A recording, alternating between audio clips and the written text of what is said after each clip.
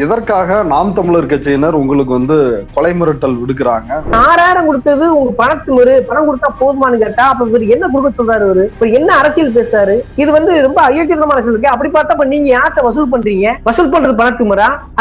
நீங்க அந்த press meet முடிச்சு போகும்போது பாருங்க, ஒரு யாரோ ஒருத்தர் அவருடைய கட்சிக்காரவோ யாரோ ஒருத்தர் ரிவ்யூ இல்லையா அப்படின்னு இருக்கிறாரு. நிதியை வாங்கி அவர் தன்னோட நிர்வாகிகள் கொடுக்குறாரு. அப்ப அந்த பணம் என்ன? அந்த பணத்துமுறா? தேசியவர்களை காட்டிலும் பேட்டி எடுத்த என் மீது அவர்கள் உண்மத்தை கிடக்கிறார்கள். அதுக்கு ஒருபடி மேல போய் இப்ப கொலவெறி தாக்குற அளவுக்கு போவாங்கன்னு கொஞ்சம் கூட எதிர்பார்க்கல. அங்க அவர் போட்ட வீடியோக்களை டெலிட் பண்ண சொல்லுங்க, அல்லது சீமானை பத்தி எதுவும் பேசாத இதுவரை. இனி பேசுனா மரியாதை கிடையாது, கையக்கால உடைச்சிருவோம், அல்லது வேற ஏதாவது ஆய்வு வரும். அப்ப நாளைக்கு நான் பொறுப்புல நாளைக்கு நீங்க சங்கடப்படமா ஆயிடக்கூடாதுன்னு சொல்லிட்டு மிரட்டி இருக்கிறார். முத்துப்பாண்டி, சீமான் இவர்களுடைய தூண்டலின் பேரில் ஒரு சாதி சங்கத்தையும் குறிப்பாக RS திருமாரஞ்சியும் தூண்டிவிட்டு அவர் நாம் தமிழுக்கு ஆதரவாக நம்ம மேல வழக்கு தூக்குறார். அறக்கலத்தை தடை செய்ய சொல்லி கமிஷனர் சீமான் கூலிப்படை, முத்துப்பாண்டி இவங்களை எல்லாம் வச்சு உங்களை அடக்கணும் அப்படின்னு நினைப்பதற்கான காரணம் என்ன? விஜயலட்சுமியோட பல்வேறு பேட்டிகள் பெரிய சேனல்ல பேச முடியாத விஷயத்தை கூட அரக்கணத்தில் தனி ஒரு சிறப்பு நேர்காணல பார்த்துருப்பீங்க. அது அவர்களுக்கு முதல் ஒரு சங்கடத்தை ஏற்படுத்தியது. சீமானோட உண்மையான வன்மை எனக்கு தெரிகிறது. மருது மக்கள் இயக்கத்தை சார்ந்த முத்துப்பாண்டி ஏற்கனவே உங்க சேனல்ல பல பேட்டி கொடுத்திருக்கிறாரு. ஆரம்பத்தில் அவருடைய பேட்டிகள் எல்லாத்தையும் உங்க சேனல்ல தான் நான் பார்த்திருக்கிறேன். அவர் நீங்க உங்களுடைய ஜனநாயகத்தன்மை அவருக்கு புரியாதா? ஏன் அவர் இப்படி ஒரு விஷயத்துக்கு போறாரு? சரியா சொல்ல வேண்டும், அரசாங்கத்தின் வாயிலாகத்தான் ஒரு உலகறிந்த முகமாக, அதுவும் தமிழ் தேசியம் பேசக்கூடிய ஒரு முகமாக அறக்கழகத்தை ஒரு ஏணியாகத்தான் கடந்து சீமானிடம் சென்றார் இவர். அதற்கு அவரும் அதை மறுக்க மாட்டார் என்று நம்புகிறேன். எனக்கு ஏதாவது விபத்து என்றால் கூட தயவு செய்து சந்தேகப்படுங்கள், அது சீமானால் தான் நிகழ்ந்திருக்க வேண்டும் என்று.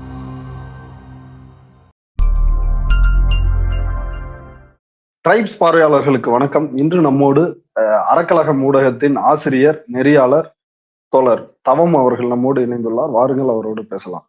தோழர் வணக்கம். வணக்கம் தோழர். தோழர், தொடர்ந்து நாம் தமிழர் கட்சியினர் உங்களுக்கு கொலை மிரட்டல் விடுப்பதாக தொடர்ந்து ஆடியோக்களை வெளியிட்டு இருக்கிறீங்க. அந்த ஆடியோக்கள் பார்த்தோம், அதை கேட்டோம். இதற்காக நாம் தமிழர் கட்சியினர் உங்களுக்கு கொலை மிரட்டல் விடுக்கிறாங்க. அவர்களுக்கு என்ன உள்நோக்கம்? உங்கள் மேல் ஏன் கோபம்? இல்ல, குறிப்பாக அது முன்னாடி இல்ல. அந்த மாதிரி முன்னாடி எல்லாம் நாம் தமிழ் ஆதரவாளர்களை, நாம் தமிழ் பொறுப்பாளர்களும் நம்ம சேனல்ல பேசியிருக்காங்க. அது கடந்த கால வரலாறு. குறிப்பாக இப்பொழுது நம்ம மேல புகார் கொடுத்து நம்ம கொலை மிரட்டலுக்காக முத்துப்பாண்டி கூட பாத்தீங்கன்னா நம்ம சேனல்ல இருந்து வளர்ந்து போல வருவாங்க. அவர் கூட இப்ப நமக்கு எதிராக செயல்பட்டு கொடுக்காருன்றது வேறு. அதாவது சமீப காலமா பாத்தீங்கன்னா தென் மாவட்டத்தை பொறுத்தளவுல மதுரை மயமா வச்சு இயங்கக்கூடியது அறக்கலாம் உங்களுக்கு தெரியும் நல்லாது. இது இந்த நம்ம சேனல்ல பேசக்கூடிய பெரும்பாலும் பாத்தீங்கன்னாக்க இடதுசாரி ஆட்களா இருக்காரு, முற்போக்காளர்களா இருக்காரு, தமிழ் தேசியவாதியாகவும் இருக்காரு. ஆனா அவர்கள் யாருமே ஒடுக்கப்பட்ட சமூகத்தை தரக்குறைவாகவோ, தெலுங்கு சமூகத்தை, அதாவது தெலுங்கு சமூகம் என்று அவர்களை தரக்குறைவாகவோ ஒதுக்கி வைப்பதில்லை. எல்லோரும் தமிழ் தேசியம் என்ற பெயரில் அவர்களும் நம் தமிழ் புதியங்கிற மாதிரி பேச வராங்க. அதையும் தாண்டி இங்க என் சேனல்ல பேசக்கூடிய பெரும்பாலான பிற்படுத்தப்பட்ட ஒரு சேனலா இருக்காங்க. அவர்கள் பாத்தீங்கன்னா சீமானுக்கு எதிராக காத்திரமான பதிவுகளை வைக்கிறார்கள், விமர்சனங்களை வைக்கிறார்கள். குறிப்பாக இடையில் சீமான் பேசக்கூடிய பல்வேறு உதாரணத்துக்கு பாத்தீங்கன்னா 6000 அரசு அறிவிச்சு இல்லையா, அந்த அளவு கூட பாத்தீங்கன்னா இது பணத்திமுறைன்னு சொல்லி பேசுறாரு. அதற்கு எதிராக ராஜ்குமார் நம்ம சேனல்ல பேசுறாரு. ஏங்க 6000 ராஜ்குமார் தமிழக முன்னேற்ற கட்சியோட தலைவர், நிறுவனர். தமிழக முன்னேற்ற கழகம் அப்படின்னு ஒரு கட்சி நடத்துறாரு. ஆமா, அங்க உள்ள இயக்க செயல்பட அவர் முக்கியமான வச்சுங்களேன். அப்ப அவர் நம்ம சேனல் வாய்ப்புக்கிறாரு, வாங்கன்னு சொல்றோம். அவர் அந்த சீமானோட ஸ்டேட்மெண்ட் பார்த்துட்டு கோவத்துமே வராரு, இயல்பாக கோவத்துமே வரான்னு வச்சுங்களேன். இது என்னங்க, மக்களுக்கு 6000 பத்தல, 10,000 குடிஞ்சோம்னா ஒரு லாஜிக் இருக்கு, நியாயம் இருக்கு, அதுல கூட அரசியல் பண்ணலாம். ஆனா அதை தாண்டி நீங்க 6000 கொடுத்தது உங்க பணம் கொடுத்தா போதுமானு கேட்டா அப்ப இவர் என்ன கொடுக்க சொல்றாரு? இவர் என்ன அரசியல் பேசுறாரு? இது ரொம்ப அயோக்கியமான அரசியல் இருக்கு. அப்படி பார்த்தப்ப நீங்க யார்கிட்ட வசூல் பண்றீங்க? வசூல் பண்றது பணத்துமுறா? நீங்க அந்த பிரஸ் மீட் முடிச்சு போகும்போது பாருங்க, ஒரு யாரோ ஒருத்தர் அவருடைய கட்சிக்காரவோ யாரோ ஒருத்தர் ரிவ்யூ இல்லையா அப்படின்னு இருக்கிறாரு. நிதியை வாங்கி அவர் தன்னோட நிர்வாகிகள் கொடுக்குறாரு. அப்ப அந்த பணம் என்ன? அந்த பணத்துமுறா அப்படின்னு இவர் என்ன பண்றாரு? கோபம் கொப்பளிக்க பேசுகிறார். அதையெல்லாம் தாண்டி நடிகரா, சினிமாக்காரங்க கூட இது யாரும் உதவி செய்ய மாட்டீங்க. ஆனா செய்யறதும் நீ அரசியல் கட்சிங்கிற பேர்ல நடிகை மாதிரி தான் அதை இழிவுபடுத்துற. அது இன்னொரு முக்கியமான விஷயம் என்னன்னா, பாலா போன்ற சின்ன சின்ன நடிகர்கள் கூட பாத்தீங்கன்னா பெரிய அளவுக்கு உதவி செய்யறாங்க. 2 லட்சம் இருப்பு தொகையை செலவழிச்சிருக்காங்க. ஆனா நீ வசூல் பண்ணியே கொடுக்குற, கொடுத்தலையுமே கொஞ்சமா தான் கொடுக்குற. அப்ப அரசையும் குறை சொல்ற. அப்ப உன் நோக்கம் என்ன? உன் அரசியல் என்ன? ஒன்லி திமுக விமர்சிக்கணும்னா என்ன வேணா விமர்சிக்கிறதா? மக்கள் நடத்திலே அரசியல் பண்ணணும். ஆனா அதுவும் தப்பா இருக்கேங்க மாதிரி விமர்சிக்கிறார். இதெல்லாம் பாத்தீங்கன்னா அவருக்கு கோபத்தை கிளப்புகிறது. அவருடைய அரசியல் வாழ்க்கையை கேள்விக்குள்ளாகிறது. அதனால அது கோபமாறுது. அதை தாண்டி என்ன பிரச்சனைனா, தனிப்பட்ட முறையில் பாண்டேவுக்கு கருத்து இருக்கும் போது தவத்துக்கு ஒரு கருத்து இருப்பது இயல்பு தானே. நான் நெறியாளர் என்பதை தாண்டி என்னை வெறும் சித்தாந்தத்தை பார்த்து நான் தான் சொல்லிக் கொடுக்கிறேன் அப்படிங்கிற அளவுக்கு அவங்க ஒரு முடிவுக்கு வந்துடுறாங்க. யாரு? நாம் தமிழ் கட்சியினர்.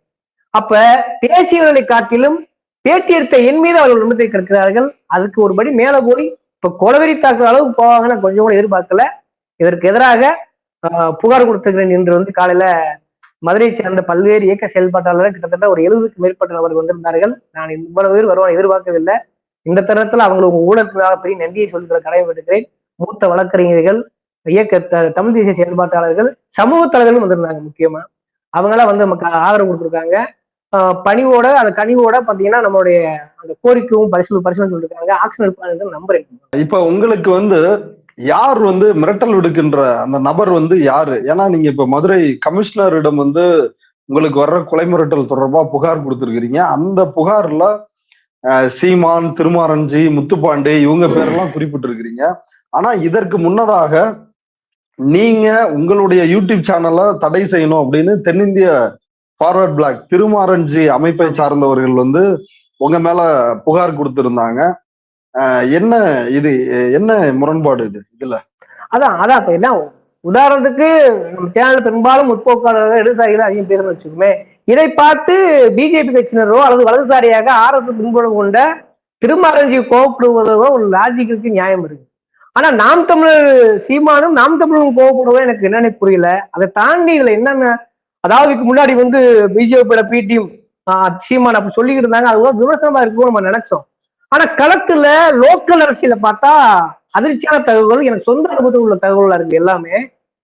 என்னை சீமான் சொல்லிவிட்டு தான் இங்க தங்கி இருக்கிறாங்க. முத்துப்பாண்டிங்கிற நபரை சீமான் அனுப்பிச்சிருக்காரு. அதை ஏதாவது கண்டி அல்லது வீடியோ மதுரையில சிட்டி கோர்ட் இருக்குது, அந்த கோர்ட்டுக்கு எதிர உள்ள ஓட்டுநர் தங்கியிருக்காங்கிற தகவல் எல்லாம் ஆதாரப்பூர்வமா எனக்கு வந்துருச்சு. அதாவது கூலிப்படையும் வச்சிருக்காங்கிற தகவல் எல்லாம் வந்தது பிறகு இது என்ன ஒரு எல்லையை தாண்டி போறாங்களே, அதுவும் நமக்கு தெரிந்த ஒரு இடதுசாரி தோழரோட வாக்குவாதம் பண்ணியிருக்காங்க. அவர்கிட்ட சொல்லுங்க, வீடியோ ரிமூவ் பண்ண சொல்லுங்க, இல்லைன்னா அவருக்கு கையால் உடஞ்சு போன்னு மதுரை மாவட்ட செயலாளரும் பேசியிருக்காரு. அதாவது நாம் தமிழோட செயலாளரும் முத்துப்பாண்டியும் பேசியிருக்காரு.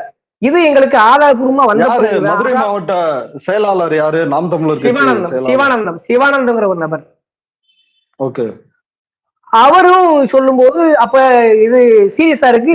பேசிட்டு என்ன சொன்னாங்கன்னா, அங்க அவர் போட்ட வீடியோக்களை டெலிட் பண்ண சொல்லுங்க, அல்லது சீமானை பத்தி எதுவும் பேசாத இதுவரை, இனி பேசுனா மரியாதை கிடையாது, கையக்கால உடைச்சிருவோம், அல்லது வேற ஏதாவது ஆயிட்டு வரும், அப்ப நாளைக்கு நான் பொறுப்பு இல்லை, நாளைக்கு நீங்க சங்கடப்படமா ஆயிடக்கூடாதுன்னு சொல்லிட்டு அந்த இடதுசாரி தோழரிடம் மிரட்டி இருக்கிறாரு.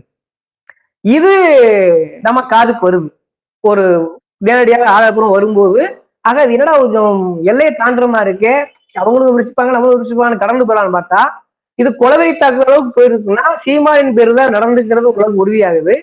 அதையும் தாண்டி திருமாரஞ்சி பாத்தீங்கன்னா அவரு இதுவரை அவருக்கு நமக்கு ஒரு பஞ்சாயத்து முடிஞ்சு அது கிட்டத்தட்ட 2-3 மாதங்களை கடந்து விட்டான, அமைதியாத்தான் போய்கிட்டு இருந்துச்சு. அவர் திடீர்னு பாத்தீங்கன்னா புகார் கொடுக்குறாரு அறக்கலத்தை தடை செய்ய சொல்லி கமிஷனர் ஆபீஸ்ல.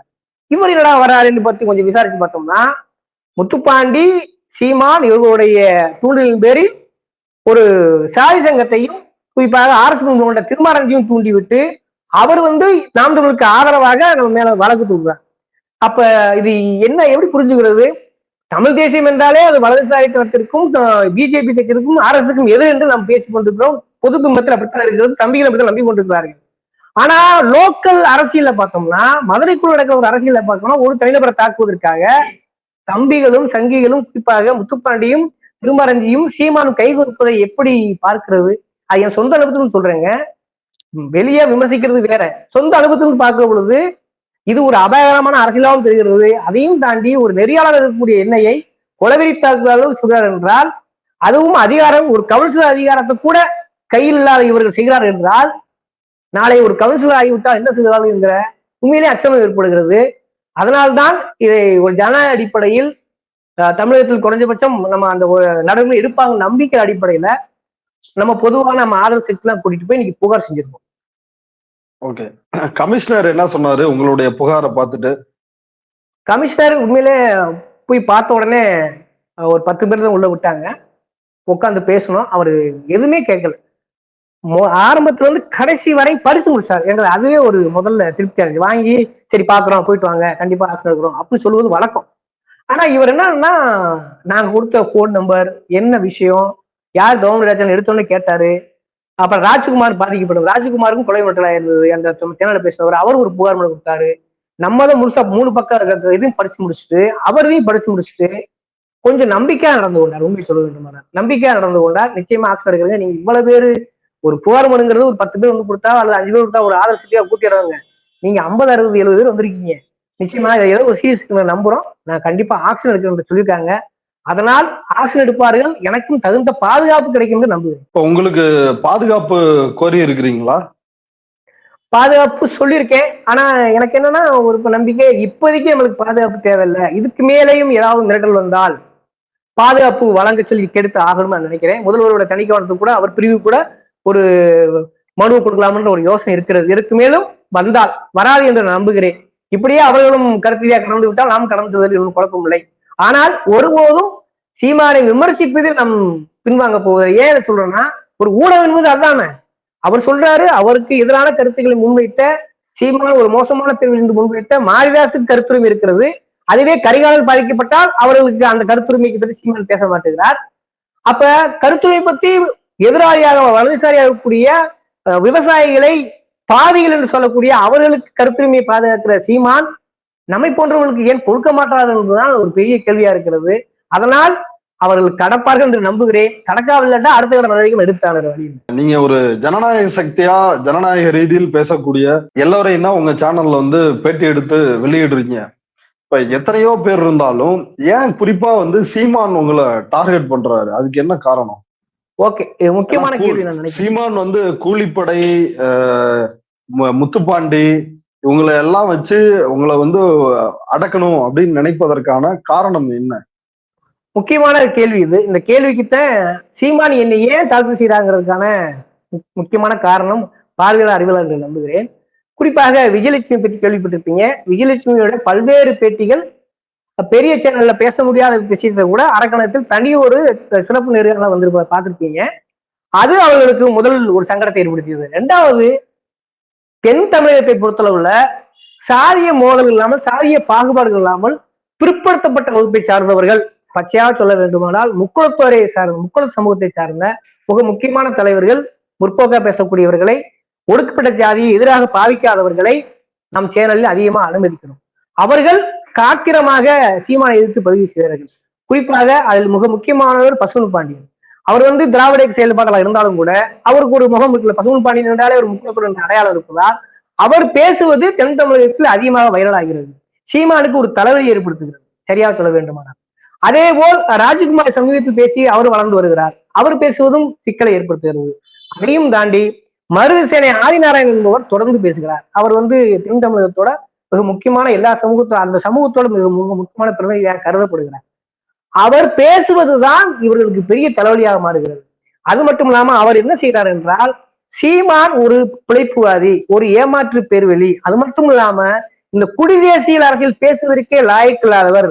அதையும் தாண்டி தமிழர் அல்லாத ஒருத்தர் எப்படி தமிழர்களுக்கு தலைவராக முடியும், அவர் பிறப்பால் மலையாளி என்பதை தன் வாதத்தின் மூலம் ஆதாரப்பூர்வமாக நிறுவுகிறார். இதுதான் மிக முக்கியமான காரணம் என்று நான் கருதுகிறேன். ஏனென்றால் அவருக்கு மொழிவழி அரசியலை தான் முன்னிறுத்து தெலுங்குகளை ஒரு எதிரியாக இல்லாதவர்களை பாவித்து அவர் என்ன செய்கிறார், ஒரு அரசியலை செய்கிறார். ஆனால் அந்த அரசியலுக்கு வேட்டு வைக்கிறார்.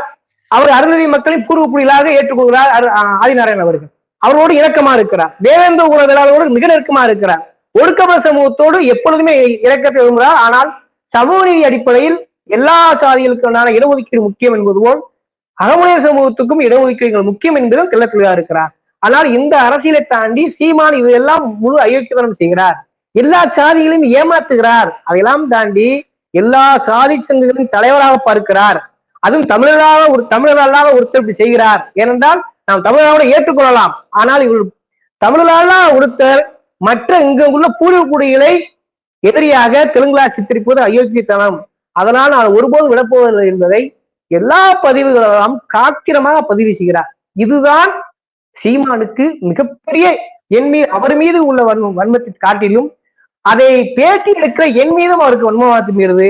இதன் விளைவாக சமீபத்தில் பார்த்திருப்பீங்க, சாட்டை துறைமுருகன் அந்த நிர்வாகிகளுக்கு போன் பண்ணி அறுவடை செய்வதற்கும் நாம் தமிழுக்கு என்ன பிரச்சனை, ஏன் அவர் எங்களே பேசுறாரு, அவர் அகுமலத்துக்கு பிறகுனா திராவிடத்தோட மோத வேண்டியதானே அப்படின்னு திசை திருப்பி படுகோமாக பேசினார்.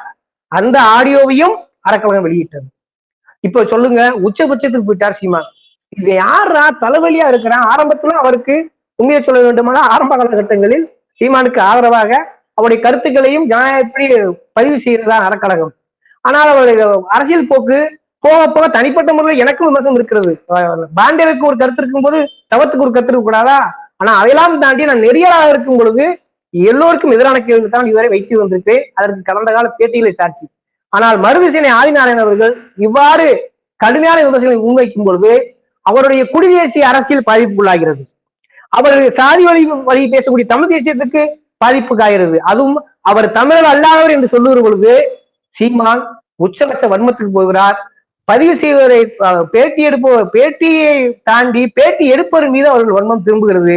அதனால் இவனை ஒழித்தால் சரியாம் என்கிற அடிப்படையில் தான் இப்பொழுது கொலைவெறி தாக்குற அளவுக்கு போகிறார்கள் என்பதுதான் என் அனுபவத்தில் நான் கண்ட உண்மை. மருது மக்கள் இயக்கத்தை சார்ந்த முத்துப்பாண்டி ஏற்கனவே உங்க சேனல்ல பல பேட்டி கொடுத்திருக்கிறாரு. ஆரம்பத்தில் அவருடைய பேட்டிகள் எல்லாத்தையும் உங்க சேனல்ல தான் நான் பார்த்திருக்கிறேன். அவர் நீங்க உங்களுடைய ஜனநாயகத்தன்மை அவருக்கு புரியாதா? ஏன் அவர் இப்படி ஒரு விஷயத்துக்கு போறாரு? ஆனா பல பேட்டிகள்ல தனக்கு ஒரு ஜனநாயக முகம் இருப்பதாக தான் அவர் காட்டுகிறாரு. அப்படி இருக்கிறவர் ஏன் இந்த எல்லைக்கு போறார்? இல்ல, இது ஒரு முக்கியமான கேள்வி.